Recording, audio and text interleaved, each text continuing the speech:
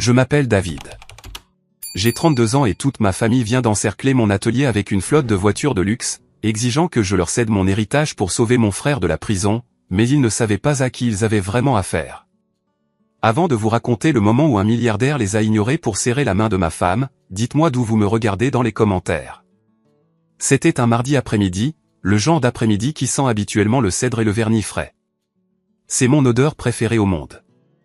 J'étais dans mon atelier, celui que mon grand-père a construit de ses propres mains il y a 50 ans. Je travaillais sur une table de salle à manger en noyer brut, ciselant soigneusement un assemblage en queue d'aronde. C'était calme. C'était paisible. C'était tout ce que ma vie n'est généralement pas lorsque ma famille est impliquée. Puis le sol a tremblé. Je n'exagère pas. J'ai senti la vibration à travers le sol en béton avant d'entendre les moteurs. Ce n'était pas le grondement d'un camion de livraison ou d'un tracteur. C'était le vrombissement aigu et agressif de l'ingénierie allemande de haute performance. J'ai posé mon ciseau, me suis essuyé les mains sur mon tablier et je me suis dirigé vers la porte de la baie. Ma femme Sarah arrivait juste. Elle conduit un Ford F-150 de 10 ans. Il a une bosse sur le pare-chocs arrière. La peinture s'écaille sur le capot et la suspension grince lorsqu'il transporte une lourde charge. Pour n'importe qui d'autre, ce n'est qu'un camion de travail usé. Pour moi, c'est le plus beau véhicule sur la route à cause de la femme qui le conduit. Elle faisait marche arrière vers le râtelier à bois. La benne était chargée de ce qui ressemblait à du bois brut recouvert d'une bâche, mais elle ne pouvait pas se garer. Un éclair de verre lime lui a coupé la route. Une Porsche 911 GT3 a dérapé dans l'allée de gravier, soulevant un nuage de poussière qui a recouvert le camion de Sarah. Le conducteur s'en fichait. Il a fait vrombir le moteur, un son comme une tronçonneuse sous stéroïdes exigeant l'attention. C'était Kevin, mon frère aîné, l'enfant prodige. Juste derrière lui se trouvait une Mercedes classe S noire, se déplaçant comme un corbillard, silencieuse et imposante. C'étaient mes parents, Arthur et Martha. Et en queue de peloton, un Range Rover blanc qui semblait n'avoir jamais vu une seule trace de bout de sa vie. C'était Jessica, la femme de Kevin.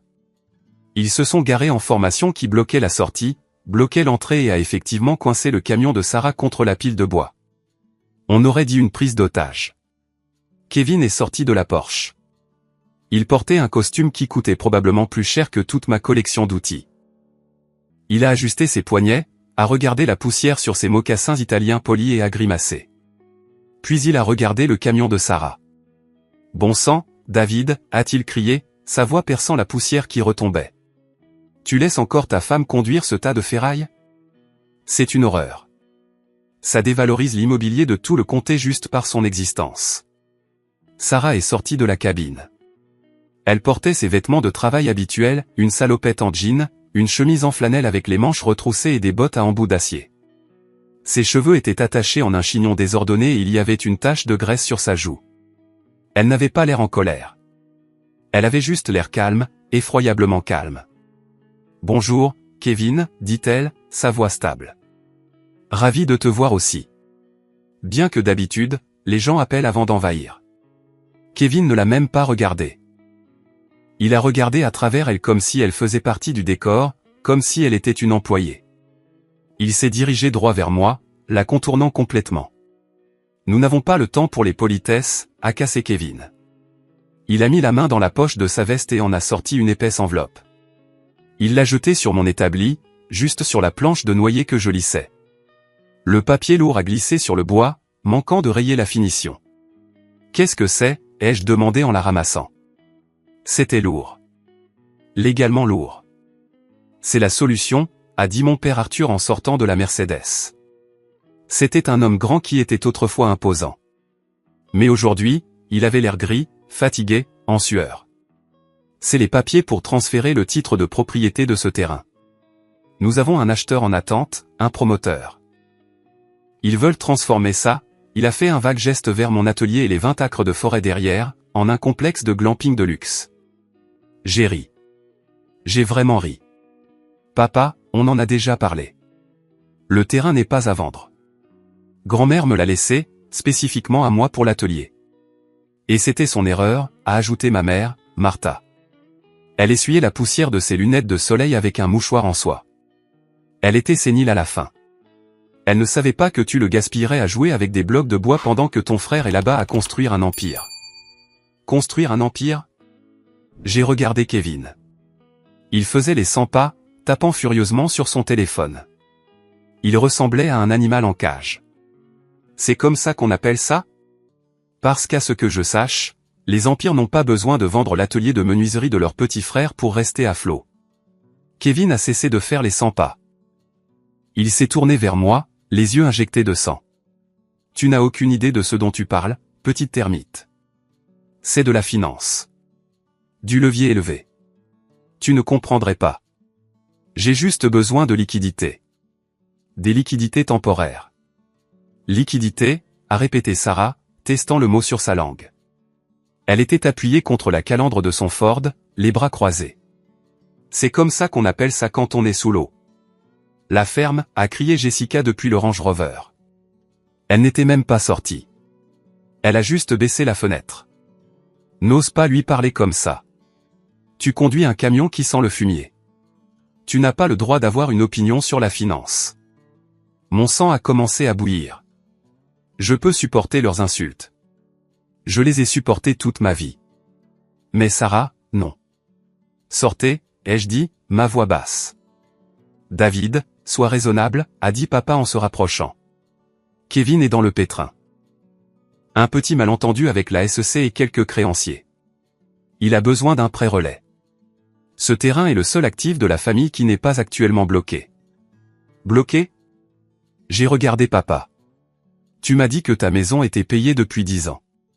Papa a détourné le regard. Maman a commencé à étudier ses ongles. Oh mon Dieu, ai-je murmuré. Vous avez hypothéqué la maison pour lui, n'est-ce pas? Encore une fois. C'est un investissement, a crié Kevin. Ça va rapporter 10 fois plus. J'ai juste besoin de couvrir un appel de marge. Si je ne le couvre pas d'ici vendredi, ils commenceront à saisir les actifs. Mes actifs, la Porsche, la maison dans les Hantons, tout. Et tu penses que je vais vendre l'héritage de mon grand-père pour que tu puisses garder ta Porsche, ai-je demandé, incrédule. Kevin a frappé sa main sur mon établi. Ce n'est pas juste une voiture, idiot. C'est une image. Dans mon monde, l'image est tout. Si j'ai l'air pauvre, je deviens pauvre.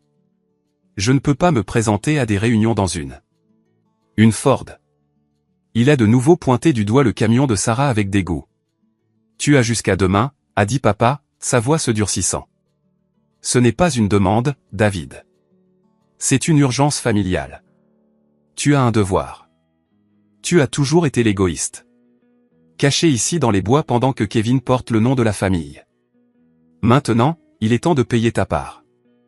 Signe les papiers, a sifflé Kevin. Ou je jure devant Dieu que je trouverai un moyen de te faire déclarer mentalement incompétent et de prendre la procuration.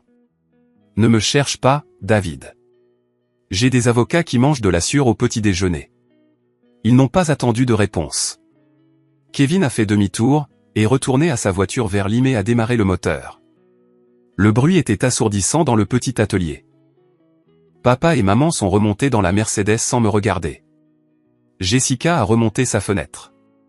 Ils ont démarré en trombe, le gravier giclant partout, nous laissant dans un nuage de poussière et de gaz d'échappement. Je suis resté là, fixant l'enveloppe sur mon établi. Mes mains tremblaient, non pas de peur, mais de rage. Sarah s'est approchée de moi. Elle a posé une main sur mon épaule. Sa main était chaude, rugueuse et forte. Il déteste vraiment le camion, n'est-ce pas, a-t-elle dit doucement. Il déteste tout ce qui n'est pas enveloppé de feuilles d'or, ai-je marmonné. Je suis désolé, Sarah. Je suis tellement désolé que tu doives les supporter. Elle a souri. Un petit sourire étrange qui n'atteignait pas tout à fait ses yeux. Ne sois pas désolé, David. Sois prêt. Prêt à quoi? Prêt à leur montrer la différence entre le prix et la valeur. Elle a regardé l'enveloppe. Puis de nouveau son camion poussiéreux et cabossé. Il voit un tas de ferraille. Je vois un véhicule de livraison. Et demain, David, nous allons livrer quelque chose qu'ils n'oublieront jamais. Je ne le savais pas alors, mais ce camion cachait un secret d'une valeur de 50 millions de dollars. Et mon frère venait de déclarer la guerre à la seule personne qui aurait pu le sauver. Pour comprendre pourquoi je n'ai pas simplement déchiré ce contrat sur le champ et ne l'ai pas jeté dans le broyeur à bois, il faut comprendre l'histoire. Ce n'était pas une explosion ponctuelle. C'était le point culminant d'une vie entière à être l'autre fils, et plus précisément des 5 années d'enfer qu'ils avaient fait subir à Sarah. Cela a commencé à notre mariage. Nous ne voulions pas d'une grande cérémonie. Sarah et moi sommes des gens simples. Nous voulions nous marier sous le vieux chêne de ma propriété, celui que mon grand-père a planté. Nous voulions un barbecue, de la bière fraîche et un groupe de bluegrass. Mais ma mère, Martha, a agi comme si nous invitions les gens à des funérailles pour son statut social. C'est rustique, avait-elle dit lors du dîner de répétition, en regardant les bancs en bois que j'avais construits moi-même pour la cérémonie. Très terreux, a-t-elle dit. Terreux, de la manière dont on pourrait dire, infecté. Mais le vrai coup de poignard dans le dos est venu pendant les toasts. Kevin était mon témoin. Non pas parce que je le voulais, mais parce que mes parents insistaient sur le fait que cela aurait l'air étrange s'il ne l'était pas. Je me souviens être assis là, tenant la main de Sarah. Elle était radieuse dans une simple robe en coton blanc qu'elle avait achetée dans une boutique vintage. Elle n'aimait ni les diamants ni la soie. Elle aimait les choses avec une histoire. Kevin s'est levé, tenant un verre de champagne qui coûtait plus cher que le budget de la restauration. Il était déjà pompette. À David, a-t-il commencé, affichant ce sourire à $1 million qui charmait les investisseurs et trompait les parents. Mon petit frère. Vous savez, je me suis toujours inquiété pour lui. Pendant que j'étais là-bas à étudier l'économie et à apprendre comment le monde tourne, David jouait dans la boue. Il aime le bois. Il aime la terre. Quelques personnes ont gloussé. Mes parents ont ri le plus fort. Kevin s'est tourné vers Sarah. Et puis il a rencontré Sarah et je me suis dit, waouh, il a vraiment trouvé sa moitié. Quelqu'un qui aime la terre autant que lui. Les rires se sont un peu calmés. C'était méchant. C'était pointu. Non, vraiment, a poursuivi Kevin, en bafouillant légèrement. Je veux dire, regardez-les. Certains d'entre nous sont destinés à construire des empires, à toucher le ciel. Et certains d'entre nous, eh bien, certains d'entre nous sont destinés à construire des nichoirs. Et c'est très bien. Le monde a besoin de nichoirs, tout comme le monde a besoin de gens pour conduire les camions et nettoyer les sols. Il a levé son verre. À David et Sarah. Puissiez-vous avoir une vie heureuse. Là-bas, par terre. Je me suis levé. J'étais prêt à le frapper. J'ai senti la chaleur monter dans mon cou, mais Sarah m'a serré la main. Fort. Assieds-toi, a-t-elle murmuré. Il vient de t'insulter, ai-je sifflé. Il s'est révélé, a-t-elle corrigé. N'interromps pas un ennemi quand il fait une erreur. Elle n'a pas pleuré. Elle n'est pas partie en trombe. Elle a juste pris une gorgée de son thé glacé et a regardé Kevin avec un regard de pitié. C'était Sarah. Elle était faite de quelque chose de plus fort que moi. Mais l'incident qui a vraiment scellé ma haine pour eux, le moment où j'ai su qu'il n'y avait pas de retour en arrière, s'est produit 2 ans plus tard. C'était le 65e anniversaire de mon père. Un gala en cravate noire au City Club. C'était le sanctuaire de l'élite de la ville. Sol en marbre, lustre en cristal et un parking rempli de Ferrari et de Bentley. Ma voiture, une berline modeste, était au garage pour des réparations. Le camion de Sarah était notre seul véhicule en état de marche. On ne peut pas prendre le camion au City Club, avais-je dit, paniqué. Pourquoi pas, a demandé Sarah en lançant ses clés en l'air. Il a 4 roues et un moteur. Il nous emmène du point A au point B, Sarah, ces gens, ils jugent. Laisse-les juger, a-t-elle dit. Je ne vais pas marcher 5 km en talons.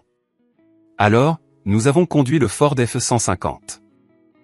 Nous nous sommes arrêtés au service de voiturier juste derrière le tout nouveau Lamborghini Urus de Kevin. Le voiturier, un jeune gars en gilet rouge, a ouvert la porte à Kevin. Il s'est presque incliné. Kevin lui a jeté un billet de $100 et s'est pavané dans le club avec Jessica à son bras. Puis nous sommes arrivés. Le voiturier n'a pas ouvert la porte. Il a même reculé. Il a regardé la boue sur les pneus. Il a regardé les rayures sur la benne.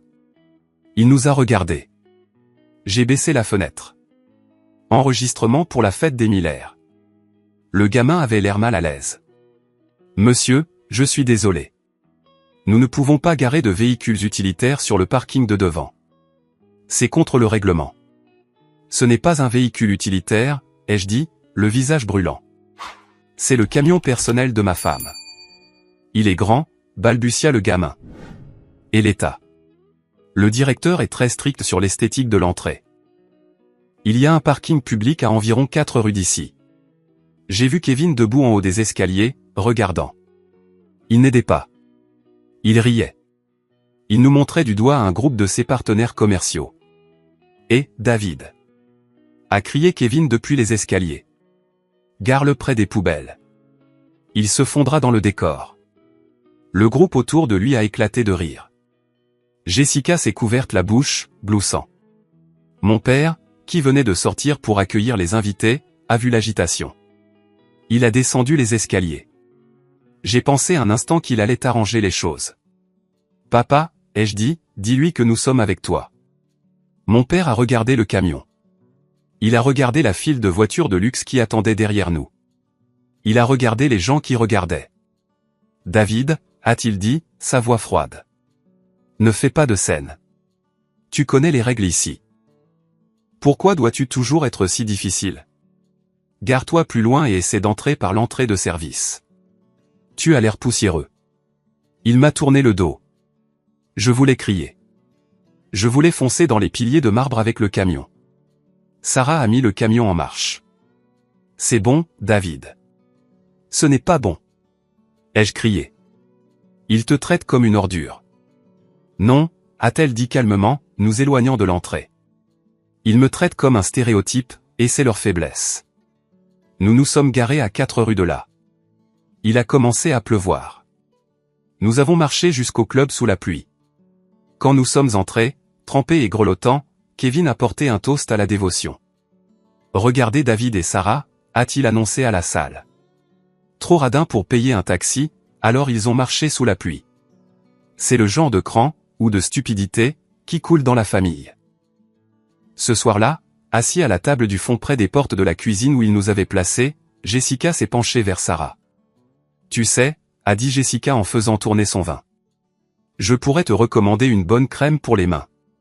Tes mains, elles sont si rugueuses, comme du papier de verre. Ça doit être affreux pour David. Un homme aime une femme avec des mains douces. Des mains qui n'ont pas l'air de travailler. Sarah a regardé ses propres mains. Elles étaient calleuses. Il y avait de petites cicatrices dues à la manipulation de fils et de métal. C'étaient des mains fortes, des mains qui construisaient des choses. Mes mains vont bien, Jessica, a dit Sarah. Elle s'agrippe aux choses qui comptent. Eh bien, a ricané Jessica. Je suppose que quelqu'un doit faire le gros du travail pour que les autres puissent profiter de la vue. J'ai regardé Sarah. Je m'attendais à ce qu'elle craque. Au lieu de cela, elle a juste regardé Kevin et mon père de l'autre côté de la pièce, se serrant la main, concluant des marchés, se tapant dans le dos. David, m'a-t-elle murmuré ce soir-là. Sais-tu quel est le plus grand danger pour un enfant prodige? Quoi? Il n'apprend jamais à tomber, et quand il le fait, il se brise. Je n'ai pas compris ce qu'elle voulait dire à l'époque. Je pensais qu'elle me réconfortait. Je ne savais pas que Sarah n'était pas seulement une fille de la campagne qui aimait conduire un camion. Je ne savais pas qu'elle avait un doctorat en sciences des matériaux. Je ne savais pas que les livraisons qu'elle faisait dans ce camion étaient des prototypes d'un matériau de construction biodégradable révolutionnaire. Je ne savais pas que ma femme était effectivement assise sur un billet de loterie gagnant pendant que ma famille la traitait comme une mendiante. Mais maintenant, assis dans mon atelier avec la menace de tout perdre planant au-dessus de ma tête, tous ces souvenirs sont revenus en force. Les insultes, la pluie, les rires. J'ai de nouveau regardé le contrat. Transfert de titre de propriété.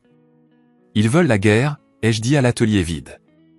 D'accord, ils l'ont. Mais j'avais peur. J'étais un menuisier contre un requin de Wall Street. Je n'avais pas l'argent pour une bataille juridique. Je n'avais pas de levier. Ou du moins, c'est ce que je pensais. Mon téléphone a sonné. C'était ma sœur Émilie, la seule personne normale de la famille à part moi. David. Elle était essoufflée. David, écoute-moi. Ne signe rien. Je sais, monsieur, je ne le ferai pas, non, tu ne comprends pas, elle a baissé la voix. Je suis chez maman et papa. J'ai entendu Kevin au téléphone avec son avocat. C'est pire qu'il ne l'a dit. Ce n'est pas juste un problème de liquidité. David, il fait l'objet d'une enquête pour fraude. S'il ne rembourse pas ses investisseurs d'ici vendredi, il ne sera pas seulement fauché. Il ira en prison fédérale. Mon estomac s'est noué. Et David, a-t-elle poursuivi, les investisseurs, ce ne sont pas seulement des banques. Ce sont des gens peu recommandables. Des requins du capital investissement. Ils vont tout prendre. Si tu cèdes ce terrain, ils ne construiront pas de complexe hôtelier. Ils le défricheront, vendront le bois et laisseront un terrain vague. Tu m'entends? Je t'entends, ai-je dit. Et encore une chose, a dit Émilie. Maman et papa. Ils ont signé une procuration à Kevin le mois dernier. Ils pensaient qu'ils géraient leur retraite. Il a accès à tout. Si tu vends le terrain, l'argent ne servira pas à les sauver. Il ira à ses dettes personnelles. Il va vider la famille et vous laisser tous sans rien. J'ai raccroché. Mes mains étaient froides. Il ne s'agissait plus seulement de manque de respect. Il s'agissait de survie. Sarah est revenue dans l'atelier. Elle avait une drôle d'expression. Elle tenait sa tablette. David, a-t-elle dit, il faut que tu regardes ça. Elle a tourné l'écran vers moi. C'était un article de presse financière. Le titre disait, EcoCore Solutions annonce des rumeurs de partenariat avec le milliardaire Julian Sterling. D'accord, ai-je dit, confus. Qu'est-ce qu'EcoCore et qui est Julian Sterling? Julian Sterling est l'homme que Kevin essaie de rencontrer depuis 5 ans, a dit Sarah. C'est la baleine dont Kevin a besoin pour sauver son fonds. Alors.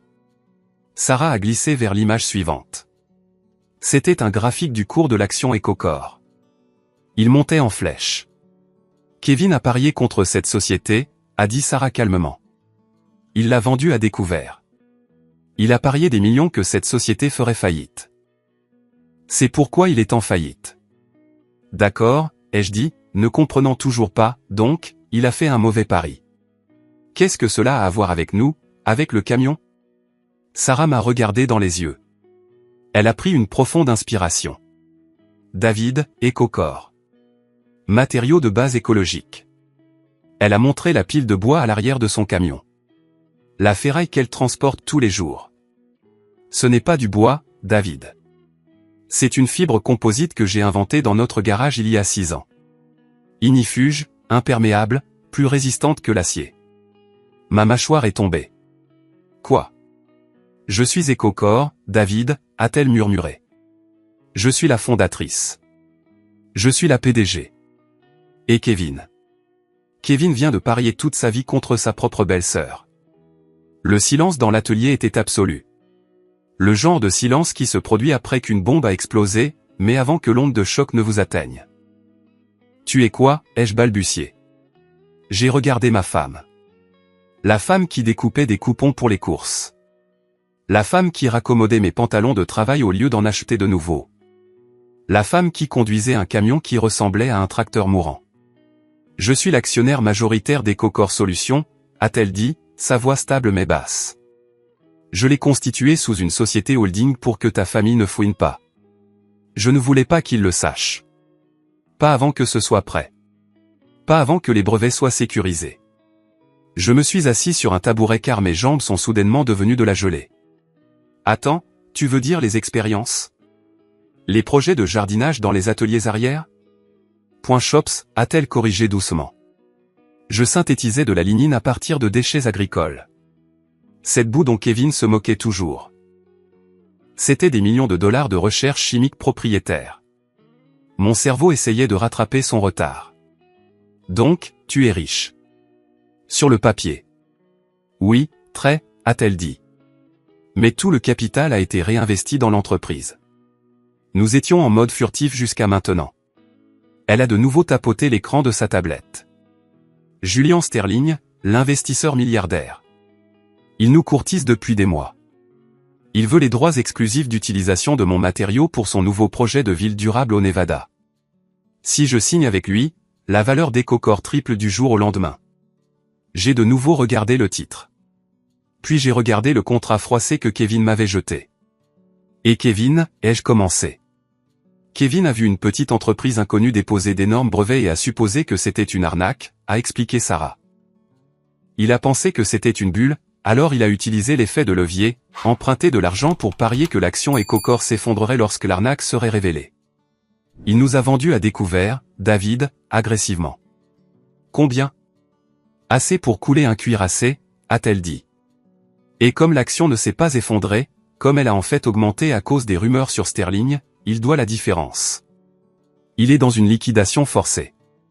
Chaque dollar que notre action augmente, Kevin en perd 10. Un rire a commencé à monter dans ma poitrine. C'était un rire hystérique, terrifiant. Alors, si je comprends bien, mon frère te traite d'ordure, insulte ton camion et essaie de voler ma terre. Tout ça pendant qu'il perd activement sa fortune en pariant contre ton entreprise. L'ironie est une maîtresse cruelle, a dit Sarah, une lueur d'acier dans les yeux. Le sait-il, ai-je demandé. Sait-il que c'est toi? Personne ne le sait, a-t-elle dit. Mon nom est sur les documents légaux en tant que S. Miller. Il pense probablement que c'est un gars nommé Steve. Il ne m'a jamais interrogé sur mon travail, jamais. Pour lui, je suis juste la fille de la campagne qui joue dans la terre. Soudain, des coups à la porte de l'atelier nous ont fait sursauter tous les deux. Ce n'était pas Kevin. C'était un huissier. Un jeune gars l'air terrifié. David Miller, a-t-il demandé. C'est moi. Il m'a tendu une enveloppe rouge. Service prioritaire de Vance & Associates. J'ai ouvert. C'était un avis d'audience, une audience de tutelle d'urgence. J'ai lu le jargon juridique, mon sang se glaçant. Requête en mise sous tutelle involontaire, citant un comportement erratique, une thésaurisation d'actifs au détriment de la stabilité familiale, une instabilité mentale. Ils l'ont fait, ai-je murmuré. Kevin l'a vraiment fait. Il a demandé à ce que je sois déclaré incompétent pour pouvoir saisir la terre. Sarah a arraché le papier de ma main. Elle l'a lu, ses yeux parcourant les lignes rapidement. Il prétend que ton refus de vendre la terre pour sauver la famille de la ruine est la preuve d'une maladie mentale, a-t-elle dit, sa voix tremblant de colère maintenant. Il utilise sa propre faillite comme une arme. Il dit qu'aucune personne saine d'esprit ne laisserait son frère aller en prison. Peut-il faire ça, ai-je demandé. Avec assez d'argent et un avocat véreux. Peut-être, a dit Sarah. Il est désespéré, David. Un animal désespéré mort. Mon téléphone a de nouveau sonné. C'était papa. Je l'ai mis sur haut-parleur. David. La voix d'Arthur était tonitruante. Tu as reçu les papiers. Je les ai reçus, ai-je dit. Tu essaies de me faire interner. Ton propre fils. C'est pour ton bien, a dit papa, paraissant presque convaincant. Tu ne penses pas clairement. Tu es émotif. Nous devons prendre le volant avant que tu ne fasses basculer cette famille dans le précipice. Signe simplement le transfert de terrain et nous abandonnons la requête. Simple. Tu me fais chanter. Ce sont les affaires, fiston, a dit papa. Kevin a un accord à conclure demain. Un gros investisseur. S'il se présente avec l'acte de propriété de ton terrain comme garantie, il obtient les liquidités dont il a besoin. Il nous sauve tous. Sinon, eh bien, je ne peux pas te protéger des tribunaux. Qui est l'investisseur, ai-je demandé en regardant Sarah. C'est Julian Sterling, a dit papa, lâchant le nom comme une bombe. Monsieur Sterling rencontre Kevin demain, là, sur ta propriété. Il veut voir l'actif personnellement. Si Kevin obtient cet accord, il est de retour au sommet. Ne gâche pas ça, David. Sterling est un faiseur de roi. J'ai regardé Sarah, ses sourcils se sont levés. Kevin mentait à papa où il était délirant. Sterling ne venait pas voir la terre. Sterling ne venait pas pour donner un prêt à Kevin. Papa, ai-je dit. Amène-le. Amène Kevin, amène l'avocat. Viens demain à midi. Alors, tu vas signer, a demandé papa, l'espoir dans la voix. Je te donnerai une réponse, ai-je dit. Et dis à Kevin de mettre son plus beau costume. S'il rencontre Julian Sterling, il voudra avoir l'air prospère. J'ai raccroché. J'ai regardé Sarah. Sterling vient ici, dans mon atelier. Il m'a appelé il y a 1 heure, a dit Sarah en souriant. Il veut signer l'accord de partenariat. Il veut voir où le matériau a été inventé. Il adore l'histoire de la start-up de garage. Il pense que c'est authentique. Donc Kevin pense que Sterling vient pour lui, ai-je réalisé. Mais Sterling vient en fait pour toi. Exactement. Et Kevin pense qu'il va utiliser ma terre comme garantie pour obtenir de l'argent de l'homme qui le met en fait en faillite. C'est une tempête parfaite, a dit Sarah. Il faut qu'on se prépare, ai-je dit. J'ai regardé mon atelier poussiéreux. Je dois nettoyer. Je dois. Non, m'a arrêté Sarah. Ne change rien. Sterling déteste la prétention. Il déteste le faux. C'est pourquoi il m'apprécie. Il aime le camion. Il aime la terre. Elle s'est dirigée vers son Ford F-150 cabossé et a tapoté le capot. Demain, a-t-elle dit, nous allons garer ce camion en plein milieu de l'allée, et quand ils me diront de le déplacer, je leur dirai exactement à qui appartient la route. Cette nuit-là, je n'ai pas pu dormir. Je suis resté assis sur le porche à écouter les grillons. J'ai pensé aux années où j'étais la déception, aux années où papa me regardait avec ce vague sentiment d'échec dans les yeux. La façon dont maman s'excusait auprès de ses amis pour mon travail. Oh, David, il travaille de ses mains. Ils se cherchent. Ils ne m'ont jamais vu. Ils ont seulement vu ce que je n'étais pas. Et Sarah, mon Dieu, Sarah. Il l'a traitée comme une tache sur le portrait de famille parce qu'elle ne portait pas de Chanel, parce qu'elle ne bavardait pas au country club, parce qu'elle avait de la graisse sous les ongles. Demain, le monde allait être bouleversé. Je suis rentré. Sarah était à la table de la cuisine, examinant un contrat de 50 pages. Elle avait ses lunettes de lecture. Elle avait l'air fatiguée, mais elle avait l'air puissante. Et, ai-je dit. Ça va? Elle a levé les yeux. Je viens de recevoir un email de l'avocat de Kevin. Il menace de faire escorter le shérif demain si nous ne signons pas avant 11h59. Qui l'essaie, ai-je dit. David, a-t-elle dit doucement. Es-tu prêt à les perdre? Perdre qui? Tes parents, Kevin. Après-demain, il n'y aura pas de retour en arrière. Quand je l'humilierai, et je l'humilierai, ils nous détesteront. Pas seulement nous détesteront, ils nous haïront. J'ai pensé à la procuration. J'ai pensé à la mise sous tutelle involontaire. J'ai pensé à Kevin traitant ma femme d'ordure. Ils m'ont perdu il y a longtemps, Sarah, ai-je dit. Ils ne s'en sont juste pas rendus compte parce que j'étais toujours dans la pièce. Elle a hoché la tête. D'accord, alors dormons un peu. Nous avons un milliardaire à divertir. Le matin de la confrontation était d'une beauté étrange. Le soleil traversait la brume suspendue au-dessus des arbres, transformant la rosée sur l'herbe en diamant. C'était le genre de matin qui vous rend heureux d'être en vie. Sauf si vous êtes sur le point d'exécuter votre propre frère. Je me suis levé tôt, vers 5 heures du matin. Sarah était déjà debout. Je l'ai trouvée dans l'allée en train de laver le camion. Enfin, laver est un grand mot. Elle arrosait la pire de la boue des passages de roues, mais elle ne le polissait pas. Elle n'essayait pas de cacher ce que c'était. Je pensais qu'on assumait la saleté, ai-je demandé, lui tendant une tasse de café. Je veux que le logo soit visible, a-t-elle dit. Elle a montré la porte du camion. D'habitude, elle était couverte d'autocollants magnétiques pour les quincailleries locales ou simplement de saleté. Aujourd'hui, elle y avait collé un autocollant magnétique. Un simple motif géométrique de feuilles vertes avec les mots « Éco-corps RD-Unien ». Subtil, ai-je dit. Ce n'est pas pour eux, a-t-elle dit en frottant une tache de goudron sur la poignée. Ils ne le liront même pas. Ils sont aveugles aux détails. C'est pour Sterling. Il aime le branding. À 10 heures du matin, mon estomac était noué. Je me suis occupé dans l'atelier, affûtant mes ciseaux. Il y a quelque chose de méditatif dans l'affûtage de l'acier. Le mouvement répétitif, le son du métal sur la pierre. Ça vous recentre. À 11h30, l'invasion a commencé. Cette fois, il n'y a pas eu de secousse prémonitoire. Ils sont juste arrivés. La Porsche de Kevin menait à nouveau le cortège. Mais cette fois, il y avait un deuxième SUV noir. Un Cadillac Escalade. 2 hommes en costume sont sortis. Ils ressemblaient à des avocats ou à des croque-morts, peut-être les deux. Arthur et Martha sont sortis de la Mercedes. Ils étaient habillés pour des funérailles. Tout en noir, très sombre, très dramatique. Kevin avait l'air maniaque. sa cravate était de travers. Il transpirait abondamment malgré l'air frais du matin. Il regardait sa montre toutes les 3 secondes. Déplace le camion, a crié Kevin dès qu'il est sorti de sa voiture. Il n'a pas dit bonjour. Il a juste montré du doigt le Ford de Sarah, qui était garé en plein milieu de la zone de retournement en gravier.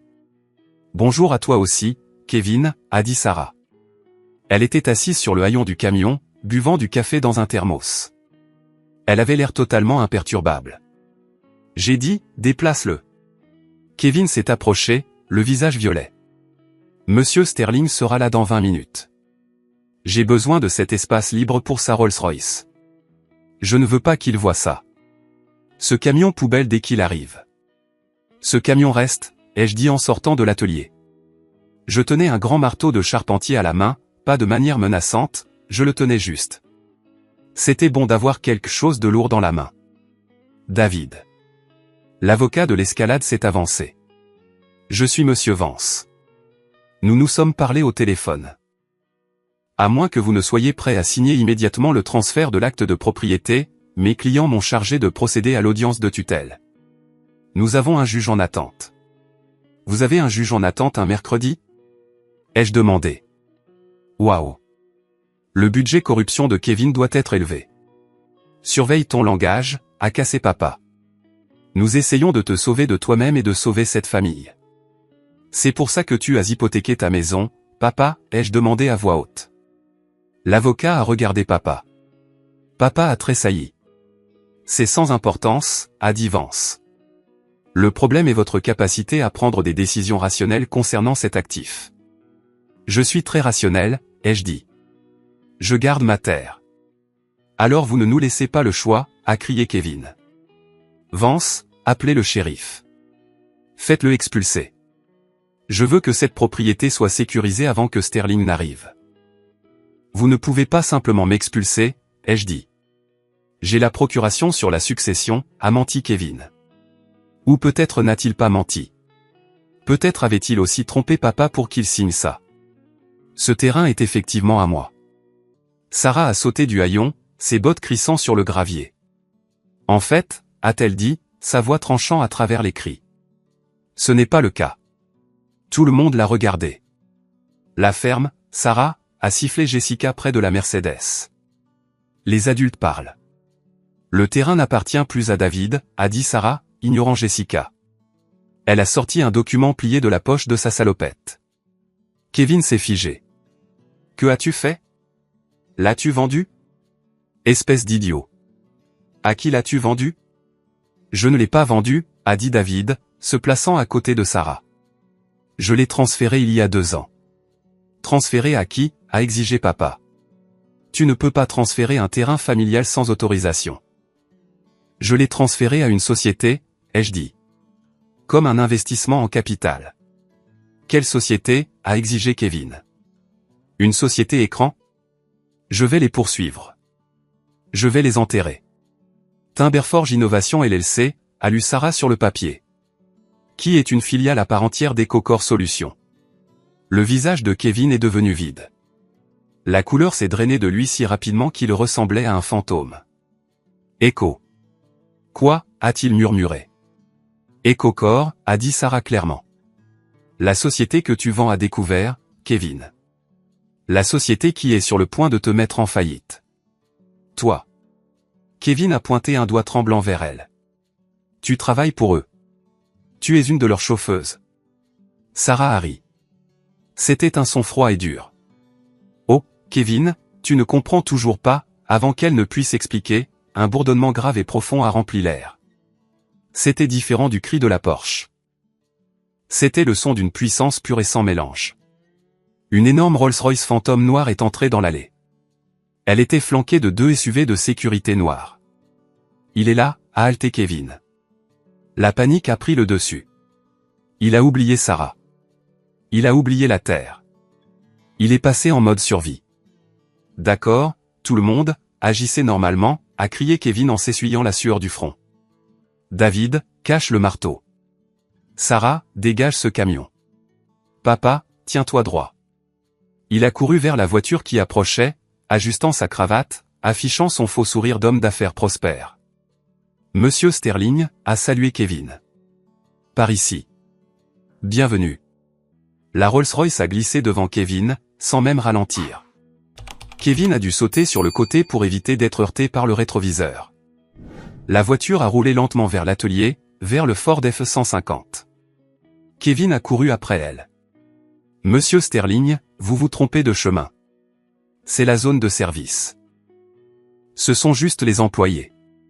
La Rolls-Royce s'est arrêtée silencieusement juste à côté du camion de Sarah. Le contraste était saisissant. La berline de luxe rutilante d'un demi-million de dollars à côté du camion de travail cabossé et poussiéreux. La porte arrière de la Rolls-Royce s'est ouverte. Un homme est sorti. Il avait la soixantaine, les cheveux argentés, portant un costume bleu marine qui semblait simple mais coûtait probablement plus cher que la Porsche de Kevin. C'était Julian Sterling, le milliardaire. Kevin s'est jeté devant Sterling. Monsieur Sterling, je suis Kevin Miller. Nous avons échangé des emails. Je suis si heureux que vous soyez venu. Ignorez ce désordre. Ignorez ces gens. Si nous pouvons juste passer dans mon bureau. Enfin, mon bureau temporaire, nous pouvons discuter du financement du fonds. Julian Sterling s'est arrêté. Il a regardé Kevin. Il l'a regardé comme on regarde une mouche bourdonner autour de sa salade de pommes de terre. Kevin Miller, a demandé Sterling. Sa voix était profonde et graveleuse. Oui. Oui, monsieur. Kevin rayonnait. J'ai reçu vos emails, a dit Sterling. Ma secrétaire me dit que vous avez été très persistant. Je suis un fonceur, monsieur. Vous êtes une nuisance, a dit Sterling sèchement. Et selon mes analystes, vous êtes actuellement insolvable. Je ne fais pas affaire avec des joueurs insolvables. La bouche de Kevin s'est ouverte et fermée comme un poisson. Sterling s'est détourné de lui. Il a regardé le Ford F-150. Puis il a regardé Sarah. Son visage a changé. Il a souri, un sourire sincère et chaleureux. Il a dépassé Kevin. Il a dépassé mes parents stupéfaits. Il a dépassé l'avocat. Il s'est dirigé droit vers Sarah, qui s'essuyait les mains sur un chiffon. Sarah, a dit Sterling en tendant les deux mains. Sarah a pris sa main. Julian, contente de te voir. Désolé pour la poussière. La poussière est la meilleure partie, Harry Sterling. Il lui a serré la main vigoureusement. Cela signifie que du travail est en cours. Est-ce que c'est le lot? Il a montré le bois dans le camion. Le dernier prototype, a dit Sarah. Nous avons augmenté la résistance à la traction de 15%. Brillant, a dit Sterling. Absolument brillant. Puis il s'est tourné vers le groupe, vers Kevin, qui tremblait, vers papa dont la bouche était grande ouverte, vers maman qui serrait ses perles. Je suppose, a dit Sterling en désignant Sarah. Que vous connaissez tous la présidente. Présidente, a couiné papa. Sarah Miller, a dit Sterling, fondatrice et PDG d'EcoCore Solutions. La femme qui est sur le point de révolutionner l'industrie de la construction. Et il m'a regardé. Mon nouveau partenaire commercial.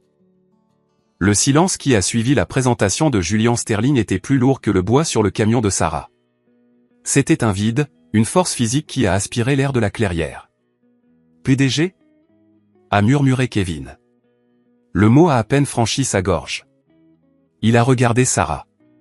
L'a vraiment regardé. Il a regardé sa salopette, ses bottes, ses cheveux en désordre.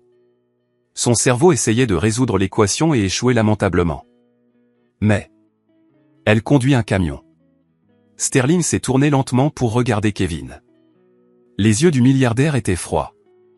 Jeune homme, Sam Walton a conduit une camionnette jusqu'au jour de sa mort. Warren Buffett conduit une vieille Cadillac. La richesse chuchote. Le désespoir crie. Il a jeté un regard appuyé sur la Porsche berline de Kevin. Kevin a tressailli comme s'il avait été giflé. C'est une blague. A crié Jessica depuis le bord du terrain. Elle s'est avancée, ses talons s'enfonçant dans le gravier. C'est une sorte de farce, Sarah. Une PDG? Elle a à peine fini l'université d'État. Elle plante des jardins. C'est une paysanne. Jessica, arrête, ai-je dit en m'avançant. Non, a crié Jessica. Je n'arrêterai pas Monsieur Sterling, on vous arnaque. Ces gens sont des fraudeurs. Sarah n'est personne. Elle vit au crochet de la famille de mon mari depuis des années. Sarah n'a pas crié. Elle ne s'est pas mise en colère. Elle a juste attrapé une mallette dans la cabine de son camion. Une mallette métallique élégante qui avait l'air très déplacée dans le Ford. Elle a ouvert les loquets. Clic, clic. Elle a sorti un dépôt de brevet. Il était épais, relié en papier bleu. Brevet américain numéro 9 844 219, a lu Sarah calmement. Méthode de synthèse de composite polymère à base de lignine à haute densité. Inventeur, Sarah Gilles Miller. Cessionnaire, EcoCore Solutions. Elle a jeté le document sur une pile de bois. Il a atterri avec un bruit sourd. Elle en a sorti un autre. Statut de la société, EcoCore Solutions. Actionnaire majoritaire, Sarah Gilles Miller. Bruit sourd. Elle a sorti un troisième document. Et celui-ci. Celui-ci est le plus amusant. Elle s'est approchée de Kevin. Elle s'est tenue face à lui. Elle mesurait 15 cm de moins que lui. Mais à ce moment-là, elle le dominait. Ceci est un relevé de transaction de la bourse de New York, a-t-elle dit doucement. Il montre une position de vente à découvert massive prise contre EcoCore Solutions il y a 3 mois, initiée par Miller Capital Partners. C'est toi, n'est-ce pas, Kevin? Kevin tremblait si fort que ses dents claquaient presque. Il ne pouvait pas parler. Il a juste hoché la tête faiblement. Tu as parié contre moi, a dit Sarah. Tu as parié contre la famille. Tu as pensé que parce que tu ne me voyais pas porter un costume, je ne travaillais pas. Tu as pensé que parce que je ne me vantais pas, je n'avais rien dont être fier. Je ne savais pas, a balbutié Kevin. Sarah, s'il te plaît. Je ne savais pas que c'était toi. Si j'avais su. Si tu avais su, tu aurais essayé de le voler, ai-je coupé. Tout comme tu as essayé de voler ma terre. La terre, a dit Sarah en se tournant vers l'avocat, Monsieur Vance. Monsieur Vance, c'est bien ça? L'avocat avait l'air terrifié. Il réalisait qu'il était du mauvais côté d'une équation très puissante. Oui, madame. Puisque la terre est la propriété d'EcoCore, a dit Sarah. Et puisque Kevin ici n'a aucune prétention sur les actifs d'EcoCore, je crois que votre requête en mise sous tutelle est maintenant. Quel est le terme juridique? Frivole. Absolument, madame, a dit Vance en reculant. J'ai été induit en erreur par mon client concernant le statut de propriété. Je retire la requête immédiatement. Tu ne peux pas, a hurlé Kevin.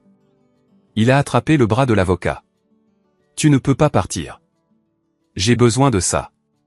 Sterling. Kevin s'est retourné pour faire face au milliardaire. Monsieur Sterling, s'il vous plaît. Vous vous associez avec elle? Très bien. C'est super. Nous sommes une famille. Tout reste en famille. Ça veut dire que ma dette. Nous pouvons sûrement trouver un arrangement. Je peux gérer le fonds pour vous. Je peux. Sterling a levé la main. Monsieur Miller, soyons clairs. J'achète une participation de 20% dans EcoCore pour 50 millions de dollars. Cet argent va à l'entreprise, à Sarah. Il ne va pas renflouer vos dettes de jeu, 50 millions, a murmuré Martha. Elle avait l'air sur le point de s'évanouir. Elle a regardé Sarah avec une adoration soudaine et grotesque. Sarah. Oh mon Dieu. 50 millions. Ma chérie. Maman s'est précipitée, les bras ouverts, essayant de serrer Sarah dans ses bras. J'ai toujours su que tu étais spécial.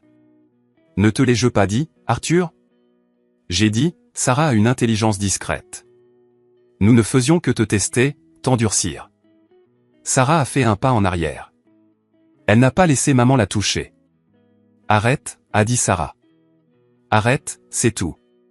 Mais nous sommes une famille, a pleuré maman, des larmes coulant sur son visage. Des larmes qui semblaient suspectement fausses. On peut arranger ça. Kevin a fait une erreur. Mais nous pouvons tous en profiter. Nous pouvons. Non, a dit David. Il s'est interposé entre Sarah et maman. Tu n'as pas le droit de faire ça. Tu n'as pas le droit de la traiter d'ordure pendant 5 ans et de demander un chèque 5 minutes après avoir découvert qu'elle est riche.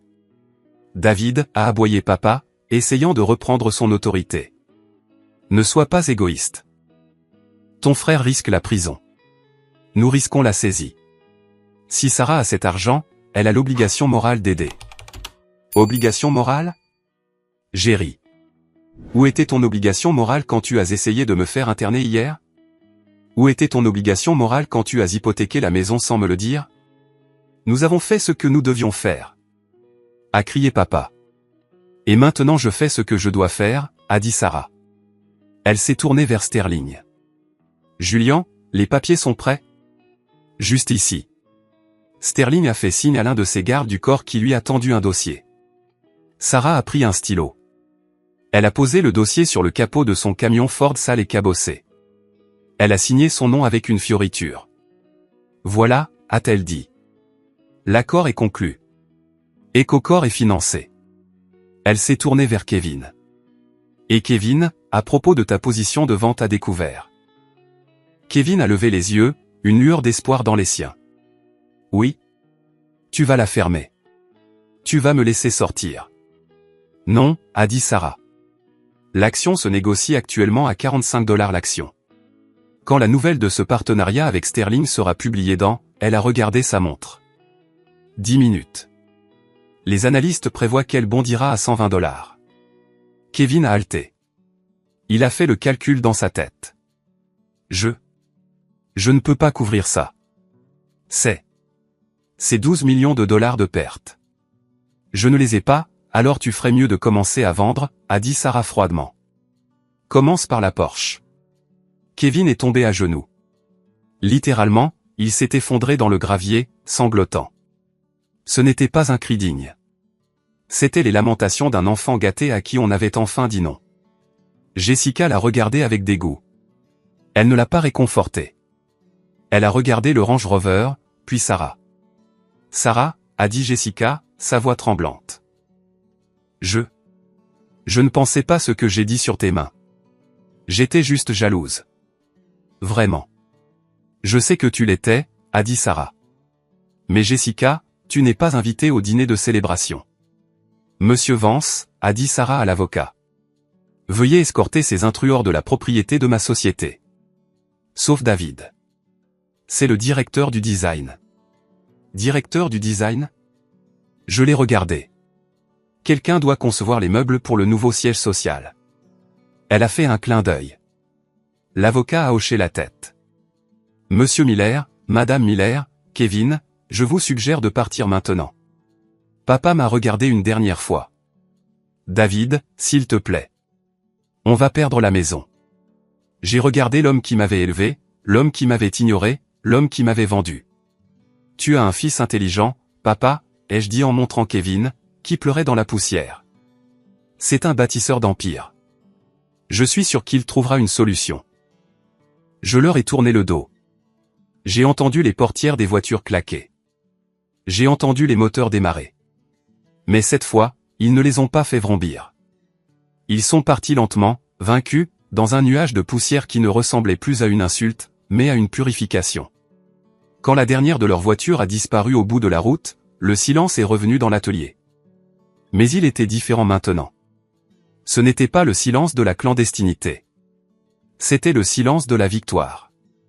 Monsieur Sterling a regardé les voitures partir, puis s'est tourné vers nous. Les affaires de famille sont toujours compliquées, a-t-il dit en ajustant ses boutons de manchette.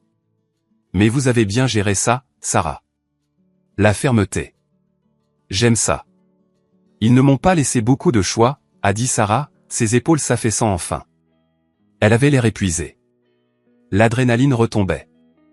Alors, a dit Sterling en regardant l'atelier. C'est ici que ça se passe. La partie RD, a dit Sarah. Le laboratoire est au sous-sol. David ne le savait même pas. Je lui ai dit que c'était pour le stockage des racines. Je l'ai regardé. Stockage des racines?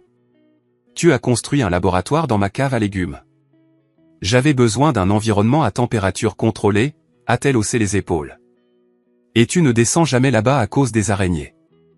J'ai commencé à rire. Je n'ai pas pu m'en empêcher. J'ai ri jusqu'à en avoir mal aux côtes. Je l'ai serrée dans mes bras, la soulevant du sol, salopette sale et tout. Tu es incroyable, ai-je dit. Tu es absolument terrifiante et je t'aime. Sterling s'est éclairci la gorge. Je déteste interrompre la romance, mais nous avons du travail à faire. Mon équipe vous contactera pour la logistique. Sarah, le virement bancaire arrivera sur votre compte dans l'heure. Il m'a serré la main. David, j'ai hâte de voir ce que vous construirez avec ce nouveau matériau. Ne laissez pas l'argent ruiner votre savoir-faire. Je ne le ferai pas, monsieur. Il est remonté dans sa Rolls-Royce. La voiture massive a fait demi-tour en douceur et s'est éloignée, nous laissant seuls avec le Ford F-150. J'ai regardé le camion. On devrait probablement acheter une nouvelle voiture, ai-je dit. Peut-être, a dit Sarah en tapotant l'aile. Mais gardons celle-ci en souvenir. Un souvenir de quoi? Que les choses les plus précieuses ne brillent pas toujours, a-t-elle dit. Mon téléphone a vibré. C'était une notification d'une application financière que je consultais rarement. EcoCore Solutions, Eco, en hausse de 210% suite à l'annonce du partenariat avec Sterling. Puis une autre notification. Un texto d'Emily. Maman vient d'appeler. Elle est hystérique. La banque réclame le remboursement du prêt de la maison. Kevin vomit dans le jardin. Il me demande si je peux te parler. J'ai répondu par texto, dis-leur que je suis occupé. J'ai un nichoir à construire. J'ai rangé le téléphone, parce que laissez-moi vous dire, ce qui s'est passé ensuite au cours des 6 mois suivants était encore plus fou que le chèque. Kevin ne s'est pas laissé abattre sans se battre. Et ces 50 millions de dollars, ils ont apporté des problèmes que je n'avais jamais prévus. Mais debout là, dans l'allée, tenant la main de Sarah, regardant la poussière retomber, je me sentais riche. Et pour la première fois de ma vie, cela n'avait rien à voir avec l'argent. 6 mois. C'est le temps qu'il a fallu pour que le monde se réaligne complètement. Si vous avez déjà assisté à une démolition contrôlée, vous savez comment ça se passe. D'abord, il y a une série de petites détonations presque imperceptibles. Puis, pendant une fraction de seconde, le bâtiment reste là, exactement comme il a toujours été, défiant la gravité. Et puis, d'un coup, il s'effondre sur lui-même. C'est exactement ce qui est arrivé à mon frère Kevin. Le lundi après la confrontation dans mon allée, la bourse a ouvert à 9h30. À 9h35, Kevin était techniquement insolvable. Sarah me l'a expliqué plus tard autour d'un café, en utilisant des termes simples parce que mon cerveau me fait encore mal quand je pense à la haute finance. Quand vous vendez une action à découvert, vous empruntez des actions et vous les vendez, en promettant de les racheter plus tard à un prix inférieur. Vous pariez sur l'échec. Mais quand EcoCore a annoncé le partenariat avec Julian Sterling, l'action n'a pas baissé. Elle est montée en flèche. Elle a ouvert à 110 $ l'action. Kevin avait parié contre elle quand elle était à 12 $. Il n'a pas seulement perdu son argent. Il a perdu de l'argent qu'il n'avait pas. Il a perdu de l'argent qu'il avait emprunté. Il a perdu de l'argent qu'il avait volé des comptes de retraite de mes parents. Je ne l'ai pas vu pendant des semaines, mais Emily me tenait au courant. Elle venait dîner tous les dimanches soirs, apportant généralement une bouteille de vin et une nouvelle histoire d'horreur de la maison des cartes qui s'effondre. Ce sont les huissiers qui ont finalement brisé maman, nous a dit Emily un soir en enroulant ses pattes. Ils sont venus pour la Mercedes en premier. Papa a essayé de discuter avec eux, a essayé d'utiliser sa voix « Savez-vous qui je suis ?» mais le chauffeur de la dépanneuse lui a juste montré les papiers. Le bail était au nom de Kevin, co-signé par papa. En défaut de paiement. Et la Porsche, ai-je demandé. J'avoue que j'ai ressenti une petite pointe de satisfaction en posant la question sur cette monstruosité vers Lim. Parti, a dit Emily. Mais ce n'était pas le pire. Jessica l'a quitté le jour où la banque a gelé les comptes joints. Je ne suis pas surpris, a dit Sarah en beurrant un petit pain. Elle était mariée au style de vie, pas à l'homme. Elle n'est pas seulement partie, a ri Emily sombrement. Elle a pris les meubles, les tapis, les rideaux. Elle a prétendu que c'était des biens personnels achetés avec son argent de poche. Kevin dort actuellement sur un matelas gonflable dans une maison de 500 mètres carrés qui est en cours de saisie. Entendre cela aurait dû me rendre heureux. Ça aurait dû être le fantasme de vengeance ultime. Mais honnêtement, ça m'a juste rendu triste. C'était pathétique. Ça confirmait tout ce que Sarah avait dit. Ils étaient creux. Sans l'argent, sans les accessoires, il n'y avait rien. Juste des gens effrayés et en colère cherchant quelqu'un à blâmer. Pendant ce temps, la vie à l'atelier de menuiserie, bien qu'on ne puisse plus vraiment l'appeler ainsi, était en plein essor. Avec l'investissement de Sterling, Sarah n'a pas déménagé l'entreprise dans la Silicon Valley ou à New York. Elle l'a gardée ici même. Nous avons commencé la construction d'un nouveau centre de R&D sur les 10 acres arrière de mon terrain. Il a été conçu pour se fondre dans la forêt, entièrement construit avec les matériaux composites EcoCore de Sarah. Mon rôle a changé aussi. Je n'étais plus seulement le mari de Sarah. J'étais le chef du design appliqué. Mon travail consistait à prendre les matériaux de haute technologie de Sarah et à prouver qu'ils pouvaient être beaux. J'ai fabriqué des tables, des chaises et des poutres architecturales qui ressemblaient à du chêne de 500 ans, mais qui étaient ignifuges et à bilan carbone négatif. Un après-midi, j'étais dans la nouvelle installation, supervisant l'installation d'une machine CNC qui coûtait plus cher que la maison de mes parents ne valait autrefois. J'ai vu une voiture familière s'arrêter dans la longue allée pavée. Ce n'était pas une voiture de luxe cette fois. C'était une Honda Civic d'environ 5 ans. Mon père est sorti. Je n'avais pas parlé à Arthur Miller depuis le jour où il a essayé de me faire interner. J'avais bloqué son numéro. J'avais renvoyé ses lettres sans les ouvrir. Il avait l'air plus petit. L'arrogance qui gonflait habituellement sa poitrine avait disparu.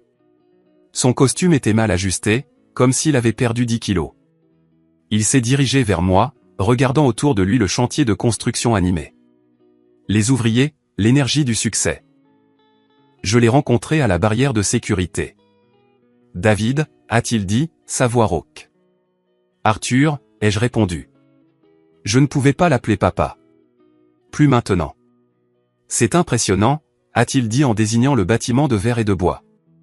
Sarah a bien réussi. Nous avons bien réussi, les jeux corrigés. Il a hoché la tête, regardant ses chaussures. Je suppose que oui. Écoute, David, je ne suis pas ici pour me battre. Je suis ici. Je suis ici pour te demander si tu as entendu parler de la maison. J'ai entendu dire que la banque l'a prise, ai-je dit. Nous avons 30 jours pour quitter les lieux, a-t-il dit. Ta mère. Elle ne le supporte pas, bien. Elle est dans un. Nous cherchons un petit condo dans le sud. Une location. Il a fait une pause, attendant que je propose de l'aide. Attendant que je signe un chèque. C'est comme ça que ça avait toujours fonctionné dans notre famille. L'argent était l'excuse. L'argent était le langage de l'amour. Ça semble être une réduction de train de vie raisonnable, ai-je dit d'un ton neutre. Il a levé les yeux, choqué. David, nous sommes tes parents. Nous perdons tout. Kevin nous a détruits. Il nous a menti. Il a fait exactement ce que vous lui avez appris à faire, ai-je dit. Vous lui avez appris que l'image compte plus que la substance. Vous lui avez appris que prendre des raccourcis est acceptable tant que vous avez l'air bien. Vous avez misé sur le mauvais fils, Arthur. Et maintenant vous payez la commission. Comment peux-tu être si froid, a-t-il murmuré. Nous t'avons élevé. Vous m'avez hébergé, ai-je dit. Vous ne m'avez pas élevé. Vous m'avez toléré.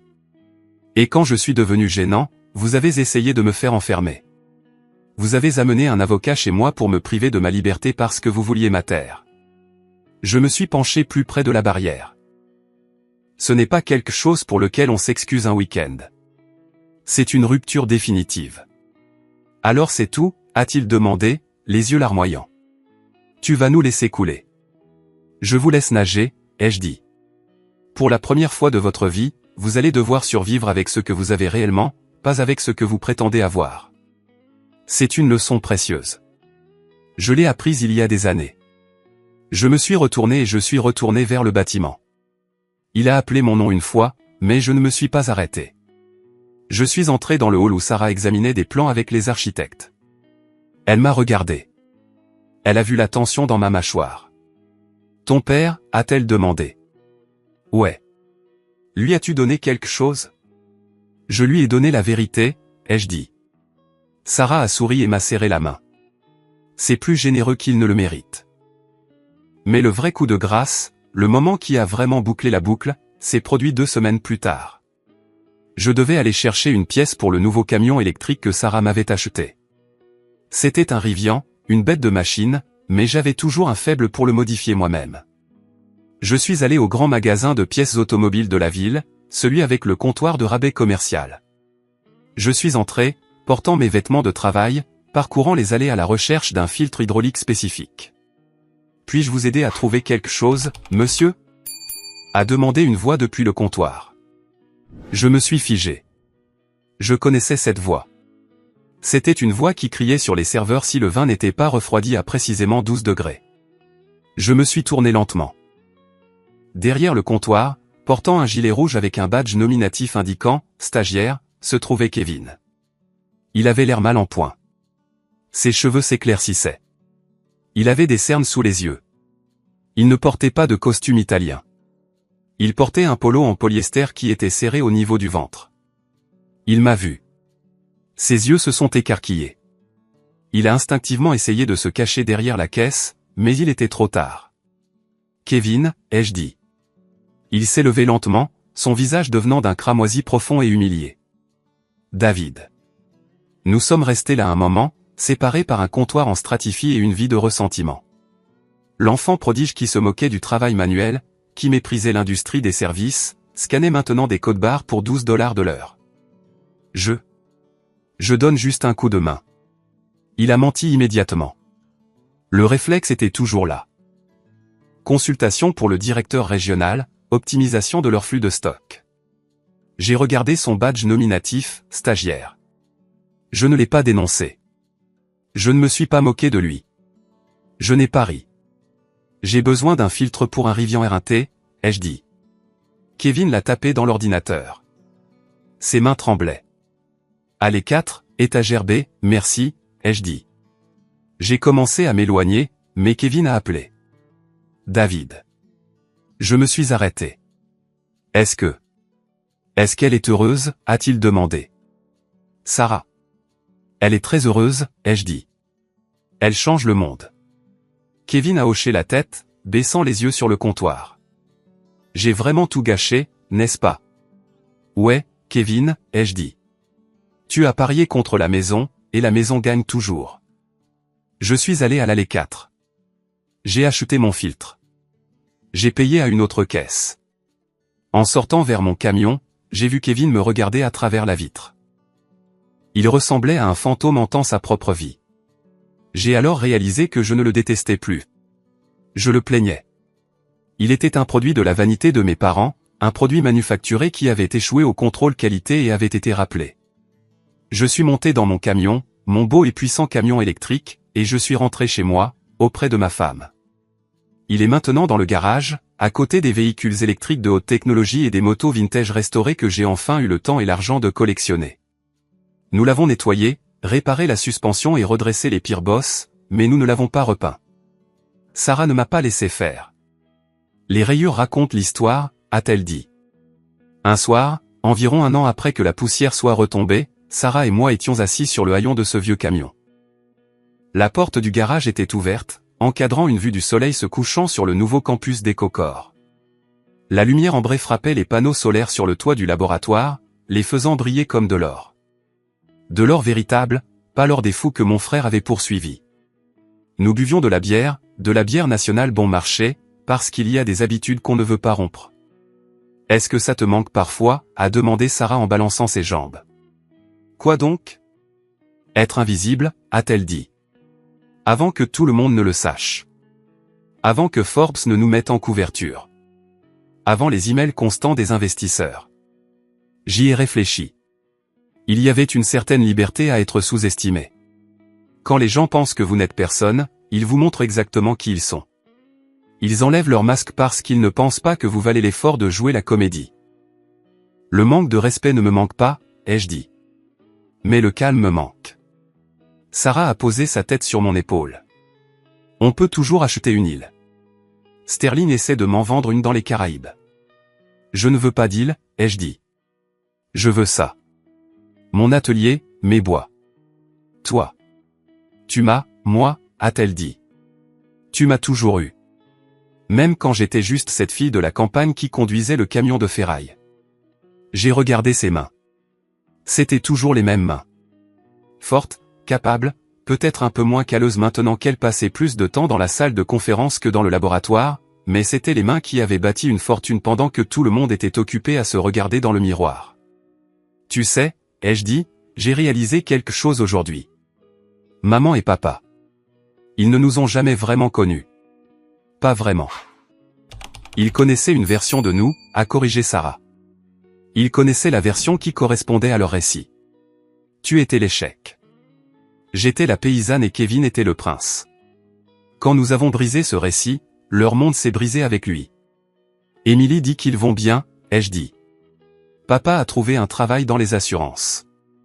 Maman fait du bénévolat à la bibliothèque. Ils sont normaux, humbles, même. Peut-être que toucher le fond a été la meilleure chose qui leur soit arrivée. Sarah a réfléchi. Ça les a forcés à se tenir sur un terrain solide au lieu d'un piédestal. Je ne les ai pas appelés, ai-je avoué. Je n'arrive toujours pas à le faire. Et tu n'as pas à le faire, a dit Sarah fermement. Le pardon ne signifie pas l'accès. Tu peux leur pardonner ce qu'ils ont fait. Laisser aller la colère. Mais ça ne veut pas dire que tu dois les réinviter à te blesser à nouveau. La serrure de la porte est pour ta sécurité, pas pour leur punition. Ça m'a marqué. Le pardon ne signifie pas l'accès. Ça a été une sacrée aventure. Du moment où cette Porsche Verlim a dérapé dans mon allée au moment où j'ai vu mon frère scanner des codes barres dans un gilet rouge. J'ai appris plus sur la nature humaine que je ne l'ai jamais fait à l'école. J'ai appris que les personnes les plus bruyantes dans une pièce sont généralement les plus peu sûres d'elles. J'ai appris que la loyauté est rare et doit être protégée à tout prix. Et j'ai appris qu'il ne faut jamais, au grand jamais, juger un livre à sa couverture, ou une PDG à son camion. Parfois, en traversant la ville dans mon nouveau camion, je vois des gens me regarder. Ils voient le véhicule cher, les beaux vêtements, la posture confiante. Ils pensent probablement, voilà un gars qui a tout compris. Un gars qui est né chanceux. Ils ne voient pas les années de sueur. Ils ne voient pas les insultes. Ils ne voient pas la nuit où Sarah et moi avons mangé des ramen pendant qu'elle investissait chaque centime dans ses recherches. Et ce n'est pas grave. Je n'ai pas besoin qu'ils le voient. Je le sais. Sarah le sait. Et le vieux Ford F-150 dans le garage le sait. Nous avons construit cette vie, assemblage par assemblage, jour après jour. Nous ne l'avons pas hérité.